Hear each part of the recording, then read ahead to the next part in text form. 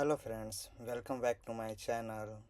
आज हम लोग क्लास 10th साइंस का मोस्ट इम्पोर्टेंट क्वेश्चन करने वाले हैं, क्योंकि एग्ज़ाम बहुत नज़दीक आ चुका है और अब टाइम नहीं है। 2-4 दिन जो भी टाइम है इसमें अब जो भी है तो हम लोग स्टार्ट करते हैं। मैंने कि ये जो हम वीडियो दे रहे हैं जस्ट लाइक एग्ज़ाम पेपर, जिस तरह से मैंने कि एग्ज़ाम में क्वेश्चन आता है ना, पहले ऑब्जेक्टिव फिर सब्जेक्टिव।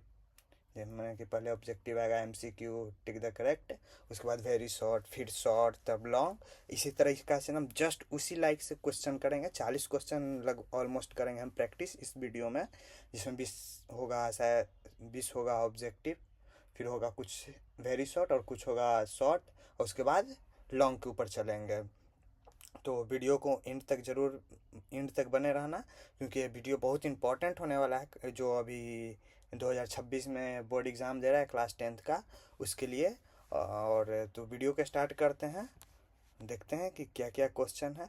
जो भी क्वेश्चन होगा मोस्ट इम्पॉर्टेंट क्वेश्चन होगा, और बहुत मोस्ट इम्पॉर्टेंट क्वेश्चन होगा, क्योंकि हम क्वेश्चन जो दिए हैं बहुत चारों तरफ खोज के, क्योंकि हमको पता है कि मेरा वीडियो तो कोई देखने वाला है नहीं, लेकिन जो भी देखेगा उसको पता चलेगा कि जो क्वेश्चन दिए हैं इसमें से बहुत सारे क्वेश्चन जो होगा एग्ज़ाम में लड़ेगा ही लड़ेगा, और नहीं भी लड़ेगा तो इस क्वेश्चन से कॉन्सेप्ट भी तुम लोग को बताते हुए चलेंगे, जो क्वेश्चन में कॉन्सेप्ट आते चलेगा।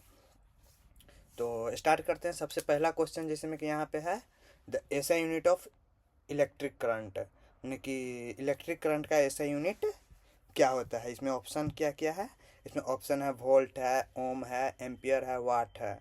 इसका आंसर क्या होगा?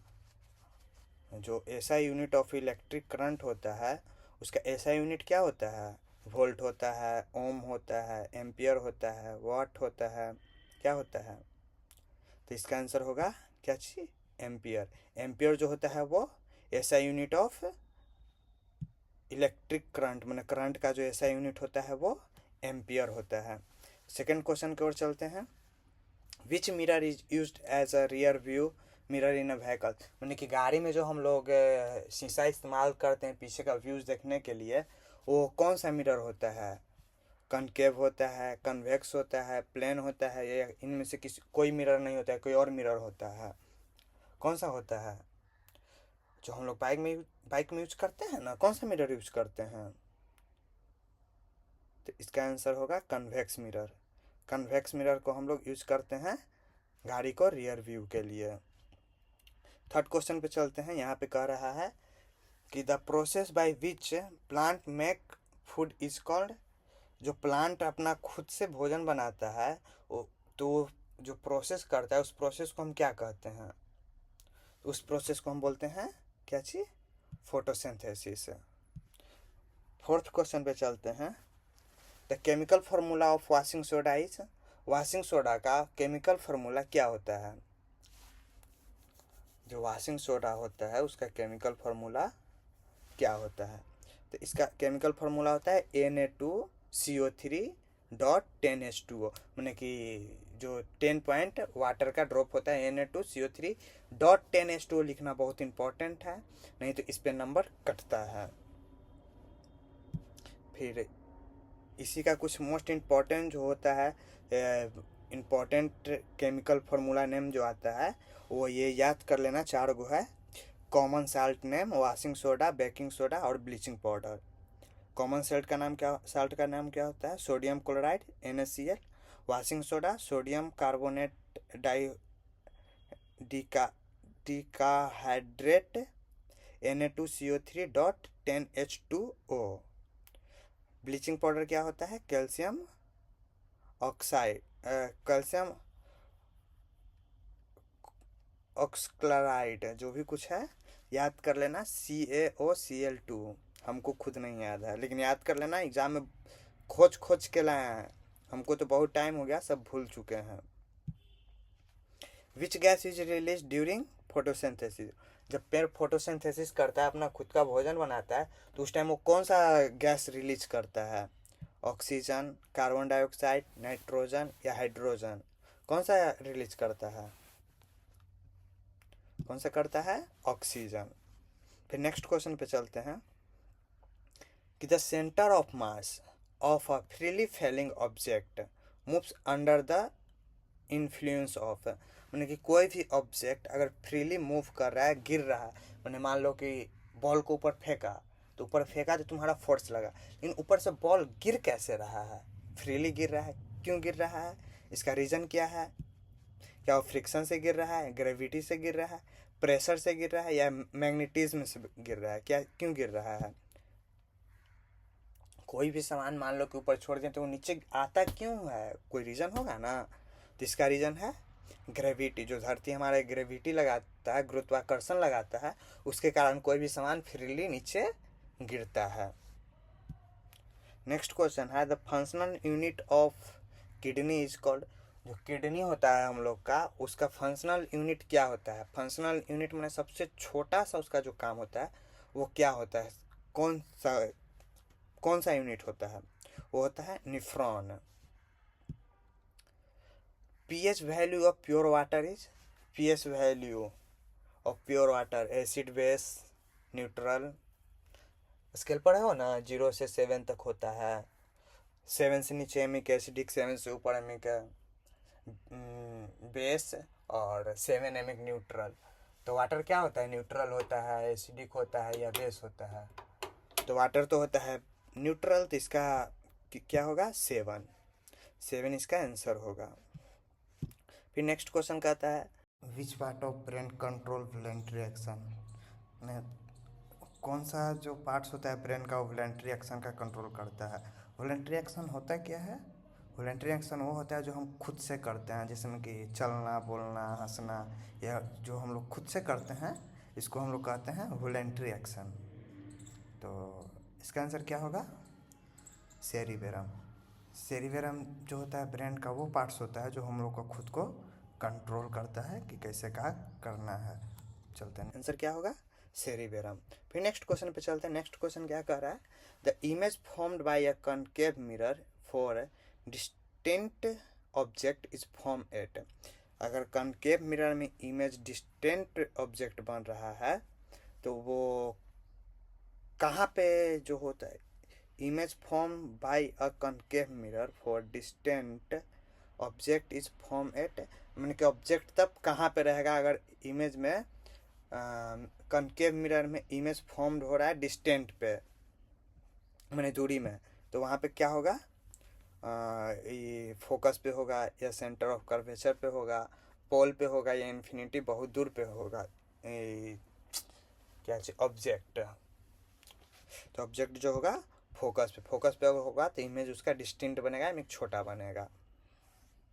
उसके बाद नेक्स्ट क्वेश्चन कह रहा है right the chemical formula of ethanol. Ethanol का केमिकल फार्मूला क्या होता है? यह तो याद करने का चीज़ है, C2H5OH। याद करते चलना बाबू, टाइम नहीं है अब। विच hormones regulates blood sugar level.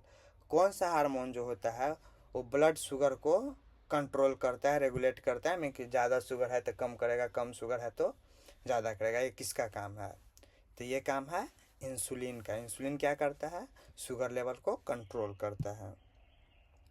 फिर the direction of induced current is given by rule. जो डायरेक्शन होता है इंड्यूस्ड करंट का, वो कौन सा रूल पे होता है?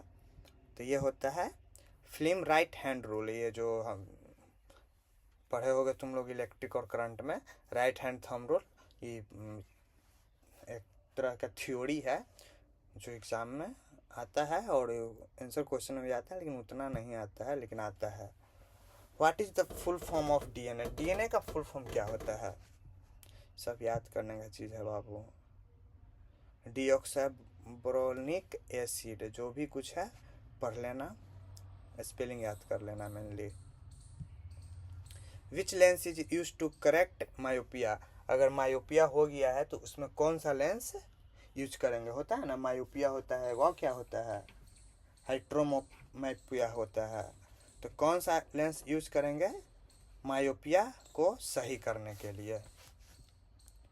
कनकेव लेंस को यूज करेंगे मायोपिया को सही करने के लिए। देखो ऑब्जेक्टिव में हम ज़्यादा टाइम नहीं देंगे, हम सब्जेक्टिव से टाइम देना शुरू करेंगे। नेक्स्ट क्वेश्चन है the process of loss of water through level is called. जो प्रोसेस होता है वाटर लूज करने का, उसको क्या कहते हैं? होता है ना फोटोसिंथेसिस के समय पेड़ से जो वाटर होता है वो लूज करता है, बाहर निकालता है। क्या चीज़ से, कैसे बोलते हैं उसको, स्टोमेटा से। वो कौन सा प्रोसेस कहलाता है? तो वो कहलाता है transpiration. Name the metal that is liquid at a room temperature. कौन सा मेटल जो है, मेटल मेटल नॉन मेटल नहीं, मेटल जो रूम टेम्परेचर पे लिक्विड होता है। क्वेश्चन इंपॉर्टेंट है, पूछेगा किसी तरह से ना किसी तरह से क्वेश्चन आएगा ही आएगा कोई ना कोई सेट में। तो इसका आंसर होगा मरकरी। मरकरी जो होता है रूम टेम्परेचर पे लिक्विड होता है। फिर what type of reaction is, ये जो CaO plus H2 equal to COOH2 बना, ये कौन सा रिएक्शन है? तो ये तो reaction chemical equation and reaction सबसे फर्स्ट चैप्टर का क्वेश्चन है और बहुत ईजी क्वेश्चन है। कॉम्बिनेशन रिएक्शन होगा, क्या होगा? Combination reaction. नेक्स्ट क्वेश्चन कर रहा है हमारा, the ozone layer protect us from rays. जो ओजन लेयर होता है वो कौन सा रे से हम लोग को प्रोटेक्ट करता है? तो ये कौन सा रे से प्रोटेक्ट करता है? अल्ट्रावायलेंट रे से। फिर name the smallest unit of heredity. Heredity chapter में हेरिडिटी ही पढ़ना है। हेरिडिटी एंड एवोल्यूशन, एवोल्यूशन तो हटा दिया, हेरिडिटी। तो हेरिडिटी जो होता है वो सबसे स्मॉलेस्ट यूनिट क्या होता है हेरिडिटी का? क्या होता है? जीन। अब हम लोग चलते हैं कहाँ पे, वेरी शॉर्ट क्वेश्चन के तरफ। यहाँ पे जिसमें कि congratulation you reach the second part, तो so let start your very short question. Question number 21 क्या कह रहा है? Define electric power. Electric power क्या होता है इसको डिफाइन करना है। फिर राइट इट्स एसआई यूनिट, और इसके बाद इसका एसआई यूनिट लिखना है। तो इलेक्ट्रिक पावर क्या होता है?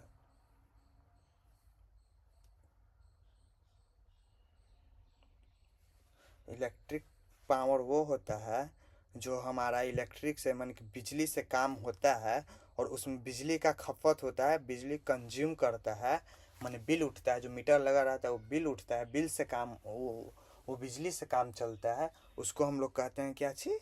Electric power. और इसका ऐसा यूनिट क्या होता है? वाट होता है। क्या होता है? वाट, मीन डब्लू, शॉर्टकट में डब्लू, इससे वाट होता है इसका ऐसा यूनिट। फिर क्वेश्चन आया what is reflex action, give one example. Reflex action क्या होता है? तो रिफ्लेक्स एक्शन वो होता है जो खुद से काम करता है। मैंने गर्म पानी किया, हाथ सटा, देखो, quick and automatic response at a to a stimulus. मैंने कि जो मान लो कि तुमको कोई सट सिंगाल, एक एग्जांपल देते हैं तुमको अच्छा सा। सपोज दैट तुम्हारा बोर्ड का एग्ज़ाम है, इसका रिजल्ट लेके गया अपने पापा को दिखा रहे हो, पापा देखिए ना मेरा मैथ में क्रॉस लग गया है। और जैसे ही बोला क्रॉस लग गया, पापा तुमको एक थाप दिए, एक थाप दिए तो गाल में दर्द हुआ और मुड़ी तुम्हारा हल्का सा टिल्ट हो गया। तो क्या तुम टिल्ट किए थे? नहीं किए, नहीं थे। वही जैसा ही चाट पड़ा ना वैसा ही तुम्हारा बॉडी में मूवमेंट आया, टिल्ट हो गया। तो ये क्या कहलाएगा? रिफ्लेक्स एक्शन, जो ऑटोमेटिक काम करता हो। इसका एक एग्जाम्पल नहीं लिखा हुआ है, जो हम वीडियो अपलोड करेंगे उस टाइम लिख देंगे, वो पढ़ लेना। आप कौन सा एग्जाम्पल लिखते हैं वो खुद तुम लोग पढ़ लेना। Write to difference between aerobic and anaerobic respiration. Respiration जो होता है वो एरोबिक और एनएरोबिक, यानी कि एक ऑक्सीजन के प्रेजेंस में और एक बिना ऑक्सीजन के प्रेजेंस में होता है, तो उसको डिफरेंस लिखना है, तो कौन ऑक्सीजन के बिना होता है और कौन ऑक्सीजन के प्रेजेंस में होता है। तो aerobic respiration use oxygen and release more energy. जो एरोबिक रेस्पिरेशन होता है इसमें ऑक्सीजन का यूज करता है और ये बहुत ज़्यादा एनर्जी को प्रोवाइड करता है, देता है। और एनएरोबिक रेस्पिरेशन जो होता है ये ऑक्सीजन को यूज नहीं करता है और बहुत कम एनर्जी प्रोवाइड करता है। फिर है व्हाट इज किरोजन, मैंने जंक, किरोजन मैंने जंक लगना, खराब होना। गिव वन एग्जाम्पल, ये क्या होता है? तो corrosion is the slow damage of metal due to air and moisture. Corrosion जो होता है आयरन पे, माने किरोजन देखे होगे कि जो मान लो तुम्हारा घर बन रहा है और उसमें सब कुछ फिनिशिंग हो रहा है, तो जब घर का काम चल रहा है उसी टाइम उसको में गेट उट सब लग गया, लोहा का गेट लगा, और तुम्हारा पापा क्या सोचा कि जब घर का पेंट कराएंगे उसी टाइम इसको भी पेंट कराएंगे, और वो घर में काम लगे हुए मैंने प्लास्टर हो ही रहा था कि पेंट के काम लगने से पहले ही लगभग 2-3 महीना हो गया, तो गेट का कलर जो है चेंज होके हल्का सा लाल टाइप का हो गया। तो क्यों होगा? क्योंकि उसमें हवा मिला, उसको हल्का सा पानी मॉइस्चर मिला, और वो दोनों से रिएक्ट करके आयरन जो था किरोसिव हो गया, वो रस्ट हो गया, और वो स्लोली आयरन को डैमेज कर रहा है। उसी चीज़ को हम किरोजन कहते हैं, और इसका एग्जांपल है रस्टिंग ऑफ आयरन, सबसे बेस्ट एग्जांपल है नीचे। Define magnification of mirror. Mirror का मैग्निफिकेशन क्या होता है ये डिफाइन करना है। तो magnification is the ratio of height of image to height of object. हमने कि जो मैग्निफिकेशन होता है मिरर का, वो m equal to height of image by height of object, ये इसका निकालने का फॉर्मूला होता है। ये जो रेशियो कहलाता है मैग्निफिकेशन ऑफ, रेशियो आता है मैग्निफिकेशन ऑफ रेशियो का। और यहाँ पे हमारा सेकंड पार्ट भी ख़त्म हुआ और थर्ड पार्ट पे चलते हैं, जो चूँकि शॉर्ट क्वेश्चन आंसर रहेगा। और देखो वीडियो तो जैसा जा रहा है जा ही रहा है, लेकिन आने वाला वीडियो जो होगा बहुत बेटर होगा। बेटर करने की कोशिश कर रहे थे तुम लोग के लिए भी, लेकिन क्या कर सकते हैं, सब कुछ देखना पड़ता है, टाइम नहीं मिल पाता है उतना। और यहाँ तक कि मेरे घर पे भी नहीं पता है कि हम वीडियो बनाते हैं, तो बस ऐसे ही कभी टाइम मिलता है तो बना लेते हैं, और बेटर लगे तो सपोर्ट करो। और सपोर्ट मिलेगा तो फिर तो खुलेआम बनाएंगे, सभी को जानकारी में बनाएंगे, तो बहुत अच्छा करेंगे और बहुत बेटर देंगे। फ़िलहाल तो उतना टाइम नहीं दे पा रहे हैं, तो इसलिए हम खुद सेटिस्फाइड नहीं है ये वीडियो से, तो तुम लोग क्या सेटिस्फाइड हो गए। लेकिन चलो जो भी है जैसा है सब अच्छा के लिए होता है। यहाँ पे 26 क्वेश्चन कह रहा है state Newton 3 law of motion, यानी कि न्यूटन का 3 लॉ होता है, उसको एक्सप्लेन करने के लिए कह रहा है। तो यहाँ पे हम सबसे पहले इमेज से तुम लोग को बता देते हैं कि जो देख लो, जिसमें कि यहाँ पे ए और बी है, तो ए और बी एक्शन का रिएक्शन, ये थर्ड लॉ हो जाएगा कि अगर बी ए पर फोर्स लगाएगा तो ए बी पे फोर्स लगाएगा। और फर्स्ट लॉ क्या कहता है, थर्ड लॉ एक्शन करेगा नहीं, पहले फर्स्ट लॉ ही बताते हैं तुम लोग को कि remain rest in form motion unless aspect upon the external. मैंने फर्स्ट लॉ ये कहता है कि अगर हम किसी चीज़ पर अगर फोर्स नहीं लगाते हैं तो वो भी कोई चीज़ पे फोर्स नहीं लगाएगा, और बिना फोर्स के कोई चीज़ इधर उधर नहीं हटेगा। मान लो कि अगर तुम अपना फ़ोन टेबल पे रखे हो, तो उसको जब तक तुम वहाँ से नहीं हटाओगे या उसको कुछ से पुश नहीं करोगे, कुछ नहीं करोगे, तो मोबाइल वहीं के वहीं रहेगा। फर्स्ट लॉ यही कहता है कि बिना एक्सटर्नल फोर्स का कोई सामान इधर उधर नहीं होता है। वो अपना अगर चल रहा है कोई सामान, मान लो कि फ्रिक्शन लेस लो, कोई भी किसी चीज़ पे फोर्स नहीं लगाया, और एक मैंने क्या बोले, हाँ, बाइक राइड करते हो, बाइक चलाते हो गए, तो मान लो कि अगर कोई फ्रिक्शन उसको में नहीं रहे, कोई भी किसी भी तरह का फ्रिक्शन ना हो, और तो एक बार अगर चला के छोड़ दोगे तो उसका स्पीड घटेगा ही नहीं। अगर 40 की स्पीड जा रहा है तो 40 का स्पीड जाते रहेगा जब तक उस पर अदर फ्रिक्शन न लगे। ये होता है फर्स्ट लॉ। और सेकेंड लॉ क्या कह रहा है, सेकेंड लॉ का तो सिर्फ यहाँ पे फॉर्मूला लिखा हुआ है कि force equal to mass into acceleration, यानी कि जितना मास रहेगा और जितना उस पर एक्सेलरेशन लगेगा वो दोनों को मिला के वो फोर्स हो जाएगा। यानी कि कोई गाड़ी मान लो कि 20 kg का है और वो 60 के स्पीड से जा रहा है, तो दोनों मल्टीप्लाई होकर जितना आएगा उतना उसका फोर्स होगा, क्योंकि वो जिस चीज़ से टकराव करेगा उतना ज़्यादा उस पर 20 × 60 वो टकराव करेगा। और थर्ड लॉ क्या कहेगा, एक्शन का रिएक्शन, जब तक वो किसी चीज़ उस पर नहीं कोई फोर्स लगाएगा तब तक वो किसी चीज़ पे फोर्स नहीं लगाएगा। यही चीज़ यहाँ पे कह रहा है। तो मान लो कि ए पर अगर कोई एक्सटर्नल फोर्स नहीं लगाया जाए तो ए जस का तस रहेगा। ये फर्स्ट लॉ कहता है। और सेकेंड लॉ कहता है कि अगर ए का वेट 20 kg है और 60 के स्पीड से जा रहा है तो 20 × 60 इसका मास हो जाएगा, फोर्स हो जाएगा। और थर्ड लॉ कह रहा है कि अगर बी ए को टकराव करेगा तो ए भी बी पर उतना ही टकराव करेगा। सेकंड क्वेश्चन पे चलते हैं। नेक्स्ट क्वेश्चन पे, एक्सप्लेन ट्रांसप्रेशन ऑफ प्लांट। यानी कि ट्रांसप्रेशन जो होता है वो क्या चीज़ बोलते हैं, स्टोमेटा से जो पानी निकलती है वो रिलीज होती है, वो किस तरह से होता है। तो मान लो कि यहाँ पे जो ये देखो प्लांट है, यहाँ से ये नीचे से वाटर लिया या ऊपर से पानी पड़ा, पत्ता पे वाटर आया, जब इसको फोटोसिंथेसिस करना होगा तो इसका अगर पत्ता पे बहुत ज़्यादा पानी होगा तो ये रिलीज उसको कर देगा, और इसको अगर और पानी चाहिए तो नीचे रूट से ये लेगा। लेकिन यहाँ पे ट्रांसप्रेशन पूछ रहा है तो पानी को मेनली रिलीज करेगा, तो जो भी एक्सेस वाटर होगा यहाँ से लिप्स के थ्रू अपना पानी को बाहर निकाल देगा। इसको कहते हैं हम ट्रांसप्रेशन। क्या कहते हैं? ट्रांसप्रेशन। अब नेक्स्ट क्वेश्चन पे चलते हैं। Write 3 uses of baking soda. Baking soda का 3 यूजेज लिखना है। तो 3 यूजेज यहाँ पे लिखा हुआ है कि use in baking cake and bread, यानी कि इसको केक और ब्रेड बनाने में यूज़ किया जाता है। यूज एंटीसाइड, एंटीसाइड में यूज होता है। फायर एग्जिस्टेंसर, अगर आग बुझाने में इसको काम लिया जाता है।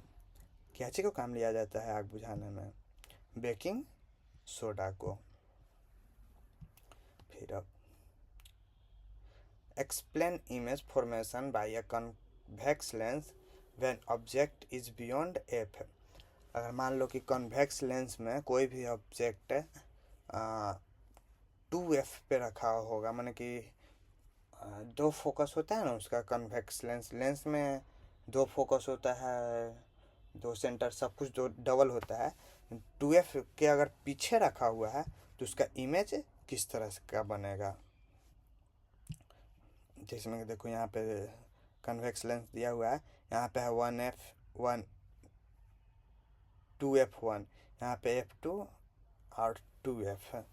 तो अगर इमेज इसके पीछे रखा हुआ है, ऑब्जेक्ट इससे पीछे रखा हुआ है, तो इसका जो इमेज बनेगा, तो रे डायग्राम यहाँ बताया हुआ है, बहुत छोटा बनेगा और लेंस के उस तरफ बनेगा, हमें f2 पे बनेगा और इमेज बहुत छोटा बनेगा। यहाँ पे क्या कह रहा है?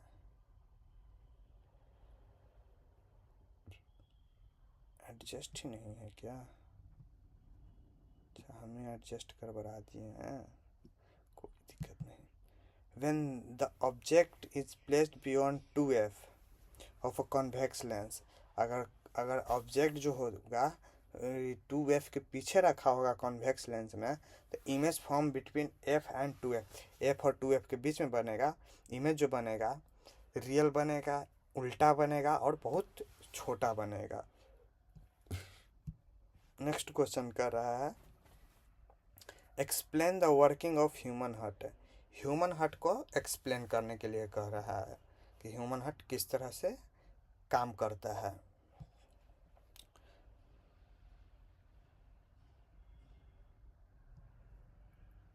देखो यहाँ पे ह्यूमन हार्ट इस तरह से काम करता है।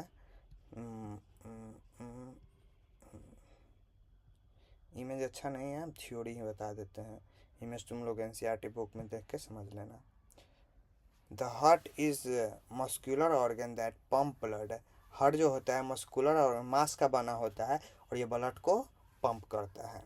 Right side deoxygenated blood to lungs. Right side से जो होता है ये डीऑक्सीजनेटेड ब्लड को भेजता है लंग्स के पास। Left side send oxygenated blood to whole body. Left side से ही सेंड करता है, भेजता है ऑक्सीजनेटेड ब्लड, जो प्योर ब्लड होता है वो पूरा शरीर में। It maintain the blood circulation, और ये मेंटेन करता है ब्लड सर्कुलेशन को। अब नेक्स्ट क्वेश्चन पे चलते हैं। What is ecosystem? Name it's component. Ecosystem क्या होता है, इसका कुछ कंपोनेंट का नाम लिखें।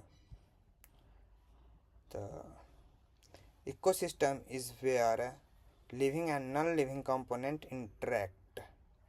जो इकोसिस्टम होता है जहाँ पे लिविंग और नॉन लिविंग थिंग्स दोनों इंटरेक्ट होता है, इंटरेक्ट रहता है, माने कि एक दूसरे पे डिपेंडेंट होता है। इसका कंपोनेंट ये है कि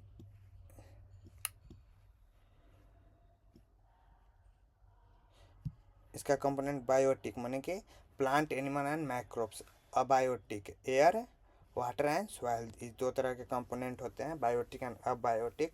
बायोटिक में आ जाएगा प्लांट, एनिमल, माइक्रोब्स, और अबायोटिक में air, water, soil and sunlight. माने कि बायोटिक जो लिविंग और अबायोटिक जो नॉन लिविंग, और ये दोनों एक दूसरे से इंटरेक्ट रहता है। Right 3 difference between metal and non metal. माने कि 3 तरह के डिफरेंस बताना है मेटल और नॉन मेटल में। क्या क्या होगा? सबसे पहली बात कि मेटल जो होता है वो गुड कंडक्टर होता है ऑफ इलेक्ट्रिसिटी, हीट, सभी चीज़ के लिए गुड कंडक्टर होता है। फिर मिलेबल होता है, माने कि इसको हम मोड़ सकते हैं, लंबा कर सकते हैं, लुस्ट्रस रहेगा, और इसको थिकनेस थिक कर सकते हैं हम, इसको हम दोबारा शेप चेंज कर सकते हैं, बहुत कुछ कर सकते हैं गुड कंडक्टर मेटल को। और नॉन मेटल को पहली बात कि पुअर कंडक्टर होता है और ब्राइटलेट होता है, माने कि इसमें लाइट बहुत कम होता है, चमकदार नहीं रहता है, डल होता है, डुल होता है, और इसमें करंट पास नहीं होगा। यही सब होता है डिफरेंट। मेटल नॉन में बहुत पता होगा तुम लोग को। Explain joule law of heating. Joule law of heating क्या होता है, इसको एक्सप्लेन करना है। The heat produced in a conductor is directly proportional to a square of current, resistance and time. Formula: heat equal to current square resistance by time। माने कि देखो इसका हम इमेज से समझाते हैं। इमेज सब गंदा आयल है यार, कहा करें, बुक से इमेज देख लेना। जिसमें कि जो हीट होता है वो पहली बात की करंट माने कि कितना देर पास कितना करंट जा रहा है, मान लो कि 20 एम्पियर जा रहा है, तो 20 एम्पियर का स्क्वायर, और उसमें रेजिस्टेंस में रुकावट कितना बढ़ रहा है, आर कितना है वो, और कितना देर तक चला, 1 घंटा 2 घंटा तक चला वो, इस सब को अगर हम मल्टीप्लाई करते हैं तो उसका वो हीट का वो फार्मूला आ जाता है। और ये डायरेक्टली प्रोपोर्शनल होता है, माने इसी चीज़ का ये डायरेक्टली प्रोपोर्शनल है, जितना देरी चलेगा उतना ही हीट करेगा। यही जूल ऑफ हीट है। What is reproductive health, why is it important. Reproductive health क्या है और ये इम्पोर्टेंट क्यों है? The reproductive health means healthy reproductive organ and proper functioning। जो reproductive health है इसको प्रॉपर काम करना चाहिए और इसको हेल्दी होना चाहिए, क्योंकि it's important to prevent disease and ensure healthy life. और ये जो होता है प्रिवेंट करता है डिजीज से, मैंने कीड़े मकोड़े से बचाता है, और ये हमारे लाइफ को इंश्योर करता है हेल्दी जीने के लिए। 35 क्वेश्चन है, शायद शॉर्ट क्वेश्चन का लास्ट क्वेश्चन होगा, इसके बाद लॉन्ग चलेगा। Describe the structure and function of nephron. Describe करना है structure of function nephron. Nephron का स्ट्रक्चर को डिस्क्राइब करना है और उसको फंक्शन बताना है। हाँ, इसका इमेज साफ है, कुछ क्लीन है। देखो जो नेफ्रॉन होता है इसमें मिलियन ऑफ, जो किडनी होता है किडनी में मिलियंस ऑफ नेफ्रॉन रहता है, और नेफ्रॉन का काम क्या होता है कि जो भी वाटर अंदर आ रहा है उसको में से रीअब्जॉर्ब करना है। माने कि अगर मान लो कि कुछ प्रोटीन कुछ विटामिन छूट गया है तो उसको फिर से रीअब्जॉर्ब करेगा और फिर उसको वो भेजेगा। जिसमें देखो nephron is a functional unit of kidney. ये जो है फंक्शनल यूनिट किडनी का होता है। इसका स्ट्रक्चर होता है बोमन्स कैप्सूल, ग्लोमेरुल, ट्यूबल, और फंक्शन होता है filter blood, remove waste and form urine. इसको फिर रिमूव करता है वेस्ट को, यूरिन के फॉर्म में इसको बाहर निकाल देता है। यही काम है किसका, नेफ्रॉन का। यहाँ पे मेन पार्ट से स्टार्ट होता है इस वीडियो का, जो कि है लॉन्ग। लॉन्ग में सबसे पहला क्वेश्चन क्या है, state the law of conservation of energy explain with example. Law of conservation of energy को एक्सप्लेन करना है विथ एग्जाम्पल के साथ। देखो कुछ करा है लॉ ऑफ कंजर्वेशन कि the law of conservation of energy state that energy can neither be create or nor be destroy, it can only be convert from one from to another. देखो देखो जो लॉ ऑफ कंजर्वेशन है ये कहता है कि कोई भी एनर्जी को हम कभी भी ख़त्म नहीं कर सकते हैं और ना कभी बना सकते हैं, सिर्फ उसको हम फॉर्म चेंज कर सकते हैं। माने कि किस तरह का एग्जांपल दें, एनर्जी में कभी भी ख़त्म नहीं होता है, ना उसको हम बना सकते हैं ना उसको हम ख़त्म कर सकते हैं। मान लो कि हम ऑक्सीजन को सांस लेते हैं तो बीच अंदर जाके कुछ प्रोसेस होता है, ऑक्सीजन भी एक तरह का एनर्जी है, अंदर जाके कुछ प्रोसेस हुआ तो उसके बाद वो जो कन्वर्ट हो गया क्या चीज़ में, कार्बन डाइऑक्साइड में, लेकिन वो ख़त्म नहीं हुआ, कार्बन डाइऑक्साइड फिर हम बाहर निकालते हैं। इसी तरह से एनर्जी कभी भी ख़त्म नहीं होता है और नहीं उसको हम क्रिएट कर सकते हैं। यही कहता है law of conservation. In any physical or chemical process, the total energy of system remain constant। अगर कोई भी केमिकली करो या फिजिकली करो लेकिन टोटल एनर्जी जो होता है वो कांस्टेंट होता है।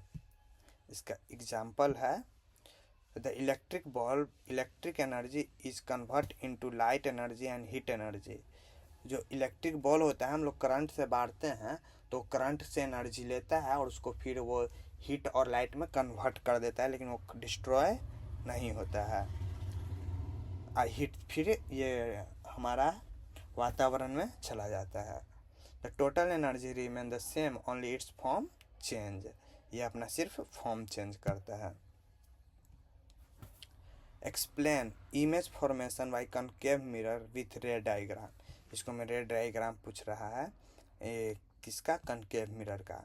तो ये सबसे पहले हम लोग डायग्राम ही देखेंगे, उसके बाद इसका क्वेश्चन पे आंसर पे चलेंगे।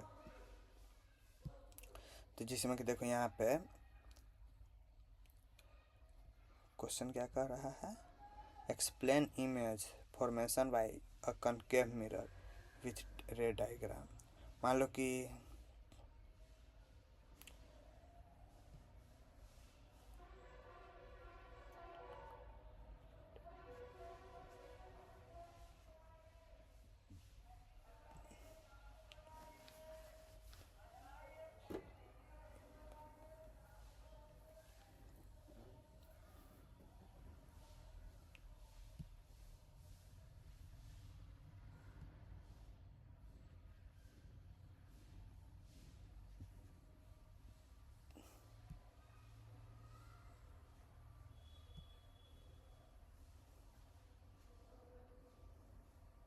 स्टेप बाय स्टेप चलते हैं, उसके बाद इमेज को एक्सप्लेन करते हैं। A concave mirror is a spherical mirror that coverage light area. जो कनकेव मिरर होता है वो हल्का सा बेंड होता है और वो लाइट एरिया को कवर करता है। फिर nature and position of image is form by a concave mirror depend on the position of the object. इसमें जो इमेज फॉर्म होता है वो डिपेंड करता है कि जो ऑब्जेक्ट है वो कौन सा पोजीशन पे है, इमेज से कितना दूर है कितना नज़दीक है, इस पे डिपेंड करता है। When the object is place, अगर ऑब्जेक्ट है सी माने कि सेंटर के अगर पीछे ऑब्जेक्ट है तो उसका इमेज जो बनेगा बिटवीन एफ एंड सी माने फोकस और सेंटर के बीच में बनेगा, और इमेज कैसा होगा, रियल होगा, इन्वर्टेड होगा और बहुत छोटा होगा। अगर कोई भी सामान सी पे है यानी सेंटर पे है तो इमेज जो बनेगा वो रियल बनेगा, इन्वर्टेड बनेगा और सेम साइज बनेगा और सेंटर पर ही बनेगा। अब बिटवीन सी एंड एफ है, अगर सेंटर और फोकस के बीच में कोई ऑब्जेक्ट है तो इसका इमेज जो बनेगा वो सेंटर पे बनेगा, सेंटर का पीछे बनेगा, वो इमेज रियल बनेगा, इन्वर्टेड बनेगा और बहुत बड़ा बनेगा। कोई भी ऑब्जेक्ट अगर फोकस पे है तो उसका इमेज जो है फॉर्म होगा एट इन्फिनाइट, माने कि बहुत दूर बनेगा और बहुत पीछे बनेगा। और अगर कोई भी ऑब्जेक्ट पोल और फोकस के बीच में है तो उसका इमेज बिहाइंड द मिरर बनेगा, मिरर का पीछे बनेगा, उल्टा बनेगा, सीधा माने कि काल्पनिक बनेगा और सीधा बनेगा और बहुत बड़ा बनेगा। इसका रे डायग्राम रूल कुछ है, जिसमें कि यहाँ पे देखो, ray parallel to principal axis passes through focus. अगर कोई भी रे प्रिंसिपल एक्सेस से पास कर रहा है तो वो फोकस से टकरा के निकलेगा। फिर ray passes through focus become parallel. अगर कोई भी रे फोकस से जा रहा है तो टकराने के बाद पैरेलल हो जाएगा। रे through centre curvature return back. अगर कोई भी रे सेंटर से जा रहा है तो फिर से सेंटर से ही रिटर्न करेगा। जैसे यहाँ पे इमेज से हम बताते हैं कि अगर यहाँ पे F पे है, कोई भी रे अगर सीधा आएगा तो सीधे फोकस से पास करेगा, और कोई भी अगर फोकस से जाएगा तो सीधा चल जाएगा, अगर सेंटर से जाएगा तो फिर से वो सेंटर से ही वापस चला आएगा। बस इतना ही इस इमेज में जानना है। अब नेक्स्ट क्वेश्चन कहता है describe the process of photosynthesis with a neat level diagram. Describe करना है फोटोसिंथेसिस को विथ डायग्राम। यहाँ पे देखो फोटोसिंथेसिस क्या कैसे का हो रहा है। सबसे पहले ये तो धूप से सनलाइट लेगा, इन्वायरमेंट से कार्बन डाइऑक्साइड लेगा, इन्वायरमेंट से कार्बन डाइऑक्साइड लेगा, और रूट से ये अपना वाटर देगा, और उसके बाद ये अपना भोजन बनाएगा, खाना बनाएगा, और ये हर जगह ट्रांसफ़र कर देगा। क्या किसे कह रहा है? Photosynthesis is the process by which green plant prepare their food using sunlight, carbon dioxide and water in the presence of chlorophyll. Chlorophyll में अगर वाटर है तो वहाँ से लेगा, नहीं तो रूट से क्लोरोफिल के पास लिया कर पानी और फिर लेगा। इसका प्रोसेस क्या है? प्रोसेस देखते हैं।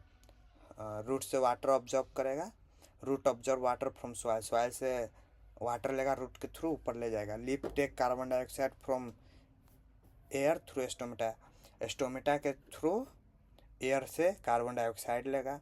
Chlorophyll trap sunlight energy, chlorophyll जो होता है वो सनलाइट का एनर्जी के कुछ ऑब्जर्व करेगा, फिर फूड जो है ग्लूकोज के फॉर्म में प्रिपेयर हो गया और ये ऑक्सीजन रिलीज करेगा।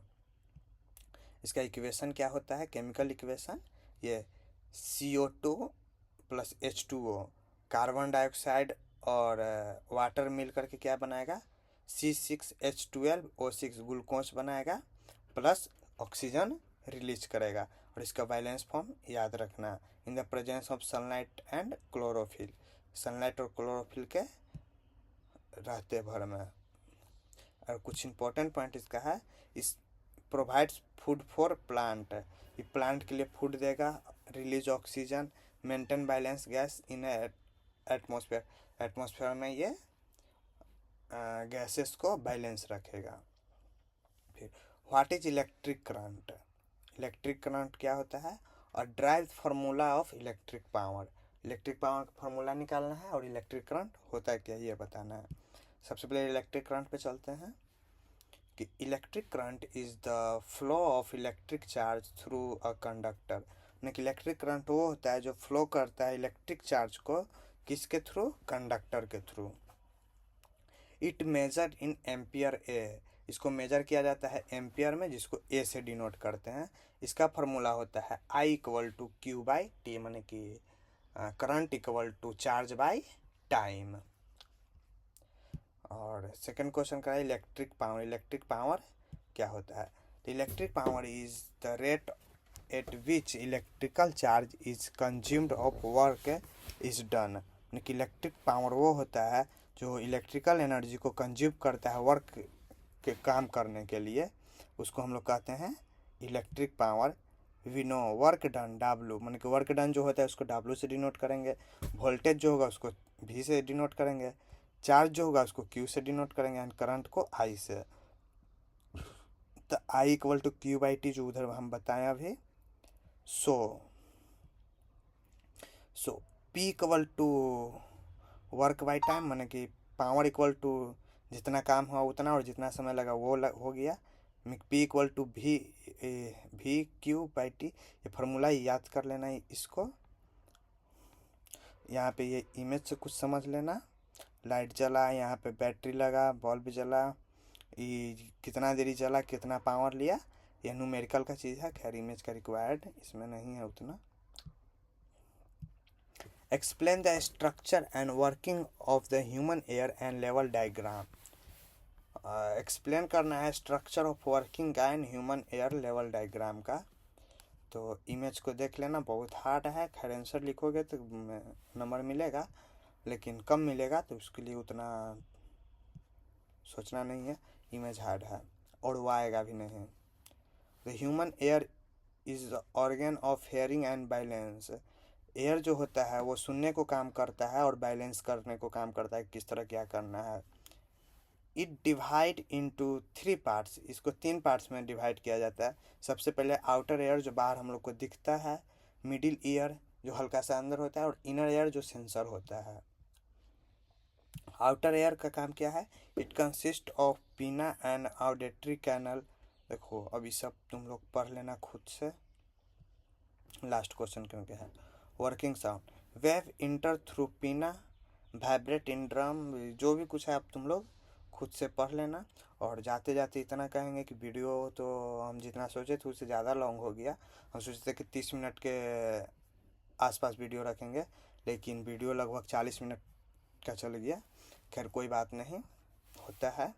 और कहेंगे कि वीडियो अगर थोड़ा सा भी अच्छा लगा हो तो वीडियो को लाइक और सब्सक्राइब कर देना। हमको पता है कि अच्छा तो नहीं ही लगेगा, और अच्छा नहीं लगा होगा, यहाँ तक तुम लोग आए ही नहीं होगे पहली बात। लेकिन अगर आ गए हो तो इतना सुन लो कि वीडियो को लाइक कर देना, सब्सक्राइब कर देना। और वीडियो से तो हम खुद सेटिस्फाइड नहीं है, तो तुम लोग क्या सेटिस्फाइड होगे। लेकिन इतना कहेंगे कि जो क्वेश्चन दे रहे हैं कहीं से भी और किसी भी तरह से ये सब क्वेश्चन छोड़ना मत, और समझ कर जाना, सिर्फ रट कर नहीं, समझ कर जाना। चाहे जहाँ से समझ कर जाओ, हमसे समझ में आ गया तो ठीक है, नहीं तो बहुत वीडियो है यूट्यूब पर भी, हर जगह से समझने का सुविधा है, समझ लेना तुम लोग, कोई दिक्कत नहीं है। और वीडियो एग्ज़ाम में फोड़ कर आना, बस इतना ही कहेंगे हम कि एग्ज़ाम में फोड़ के आना। तो वीडियो को यहाँ पे ख़त्म करते हैं, और हो सके तो एक आध वीडियो और कोशिश करें कि दे दे, टाइम मिलता है तो, और नहीं मिलता है तो फिर कोई बात नहीं है। लेकिन जो 26-27 सेशन होने वाला है उन लोग के लिए तो हर एक चैप्टर बहुत अच्छा से एक्सप्लेन करेंगे हम चैप्टर वाइज, और उन लोग को बहुत अच्छा से हम प्रिपेयर करवाएंगे हो सके तब। और आगे चलते हैं। थैंक्स फॉर वाचिंग, यहाँ तक देखे हो तब।